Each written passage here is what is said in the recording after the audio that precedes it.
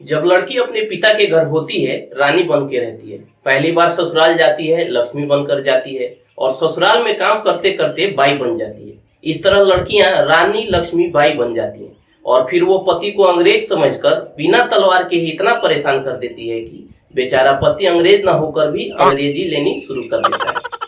Hello दोस्तों, कैसे हैं आप सब। आप सोच रहे होंगे कि मैंने चुटकुला क्यों सुनाया। दोस्तों, आज है अंतर्राष्ट्रीय चुटकुला दिवस और हम बात करने वाले हैं इंटरनेशनल जोक डे पर।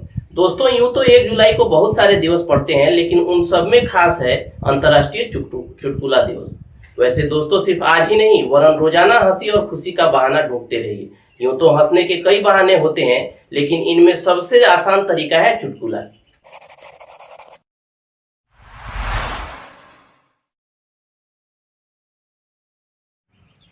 जोक्स, चुटकुले और व्यंग अक्सर हमारी हंसी को बेझिझक बाहर निकालते हैं। दुनिया में हजारों किस्म के चुटकुले प्रचलित हैं। कुछ किसी प्रमुख व्यक्ति विशेष पर आधारित होते हैं तो कुछ किसी समुदाय विशेष पर।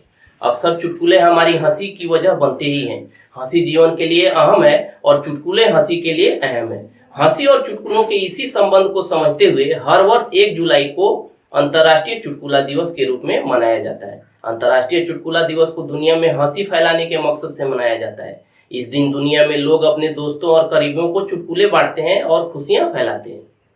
महात्मा बुद्ध के कई शिष्य थे। उनमें से एक थे जापान के होतेई। ऐसा माना जाता है कि जब होतेई ने ज्ञान की प्राप्ति की और तब वह जोर जोर से हंसने लगे, तभी से उन्होंने अपने जीवन का एकमात्र उद्देश्य बनाया लोगों को हंसाना और खुश देखना। होतोई जहां भी जाते वहां लोगों को हंसाते। इसी वजह से जापान और चीन में लोग उन्हें लाफिंग बुद्धा बुलाने लगे। बाकी बौद्ध गुरुओं की ही तरह लाफिंग बुद्धा के भी अनुयायियों ने उनके एकमात्र उद्देश्य को देश दुनिया में फैलाया। चीन में लाफिंग बुद्धा को धन, वैभव, संपन्नता, सफलता और सुख शांति का देवता मानते हैं।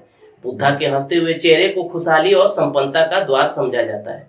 विशेषज्ञों के अनुसार हंसना जरूरी है। सांस बाहर की ओर छोड़ते समय हा हा कर हंसने से शरीर के कई महत्वपूर्ण हिस्सों में रक्त का संचार सुचारू रूप से होता है, जिससे ये अंग मजबूत होते हैं। सांस को बाहर की ओर निकालते हुए खुलकर हो करते हुए हंसने से तंत्रिका तंत्र और पाचन तंत्र पर अच्छा प्रभाव पड़ता है और इनकी कार्य क्षमता बढ़ती है। हंसने से हम मन की शक्ति का अधिक से अधिक प्रयोग कर सकते हैं।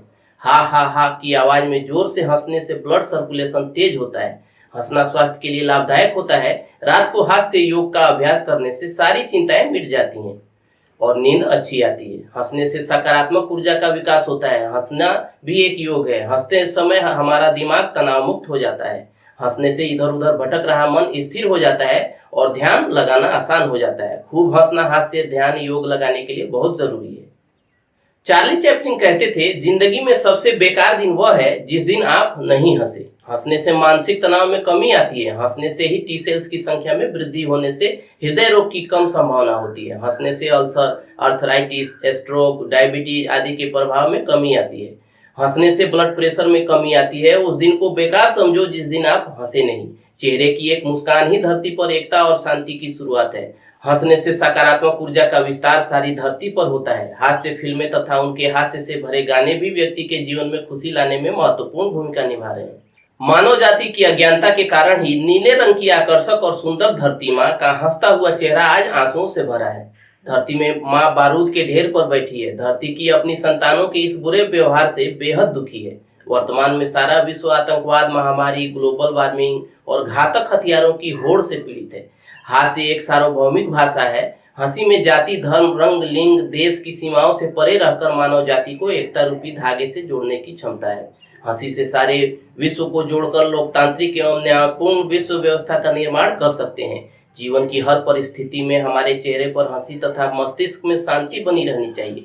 हमें 21वीं सदी में संसार के प्रत्येक व्यक्ति को मानव जाति की सेवा के विश्वव्यापी दृष्टिकोण को अपनाना चाहिए।